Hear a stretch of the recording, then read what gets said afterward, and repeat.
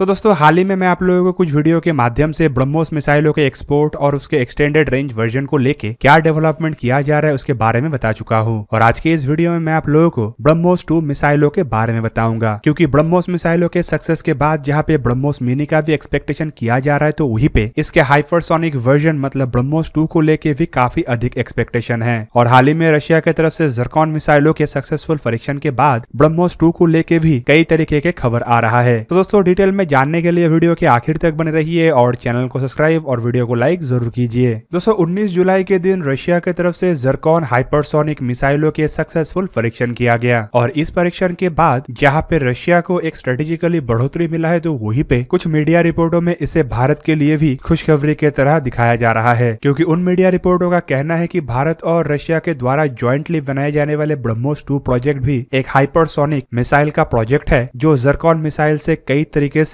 सीख ले सकेगा। तो दोस्तों ब्रह्मोस 2 मिसाइलों को काफी हद तक ज़रकॉन के साथ सिमिलर किया जा रहा है, क्योंकि ज़रकॉन भी लगभग ब्रह्मोस 2 के जैसे एक ही तरीके के पर्पस को सर्व करता है, क्योंकि इन मिसाइलों को रशिया की तरफ से anti ship hypersonic cruise missile की तरह डेवलप किया जा रहा है। ज़रकॉन टोटली एक टैक्टिकल वेपन है जो रशिया के द्वारा बनाया हुआ फ्रिगेट्स और रशियन नेवी के सबमरीनों से इस्तेमाल करने के लिए डिजाइन किया जा रहा है। दोस्तों फिलहाल ज़रकॉन मिसाइल को रशिया में 3M22 का नाम दिया गया है, जबकि इसे नेटो के देशों के द्वारा SSN-33 का नाम दिया गया है। रिपोर्ट के मुताबिक ज़रकॉन मिसाइल के अधिकतम रफ्तार माक 7 तक है, जबकि इसे कई जगहों में यह भी बताया जा रहा है कि यह माक 8 के रफ्तार तक हासिल कर सकता है। जबकि इसके अधिकतम रेंज को लेकर कहा जा रहा है कि कम से कम ये 1000 किलोमीटर के डिस्टेंस में आसानी से अपने टारगेट को तबाह कर सकेगा। और अगर दावों के मुताबिक ज़रकॉन मिसाइल के रफ्तार माक 8 तक पहुंचाना संभव है, तो दोस्तों ये दुनिया का सबसे फास्टेस्ट मिसाइल होगा, जिसे रोक पाना शायद ही किसी डिफेंस सिस्टम के लिए पॉसिबल होगा। जबकि दूसरी तरफ मिसाइल के और एक आधुनिक फीचर्स को लेके कहा जा रहा है कि मिसाइल में एक तरीके के प्लाज्मा क्लाउड का इस्तेमाल किया जाता है। मतलब मिसाइल जब हवा में उड़ान भरता है तो मिसाइल को टोटली एक प्लाज्मा क्लाउड के द्वारा कवर कर लिया जाता है, जो किसी तरीके कोई भी रडार से निकलने वाले फ्रीक्वेंसी या रेडियो फ्रीक्वेंसी को आसानी से एब्जॉर्ब कर सके, जो कि मिसाइल को रडार में पूरी छुपा देता है। और ऐसे में मिसाइलों को डिटेक्ट कर पाना लगभग नामुमकिन हो जाएगा। पर दोस्तों सवाल यह है कि ज़रकॉन मिसाइल से भारत के ब्रह्मोस मिसाइलों को क्या मदद मिल सकता है। वैसे अगर देखें तो ब्रह्मोस मिसाइल के हाइपरसोनिक वर्जन के डेवलपमेंट से पहले ही भारत द्वारा अपना खुद का indigenous hypersonic technology demonstrator vehicle का सफलतापूर्वक परीक्षण किया जा चुका है, जो defence research and development organisation की तरफ से डेवलप किया गया है। और सोर्सेस का ये भी कहना है कि इस डेवलपमेंट से ब्रह्मोस 2 को डेवलप करने में भी भारत को एक तरीके से बढ़ोतरी मिलेगा। जबकि दूसरी तरफ ये भी बताया जा रहा है कि BrahMos 2 totally BrahMos supersonic missile के एक सक्सेसर होगा।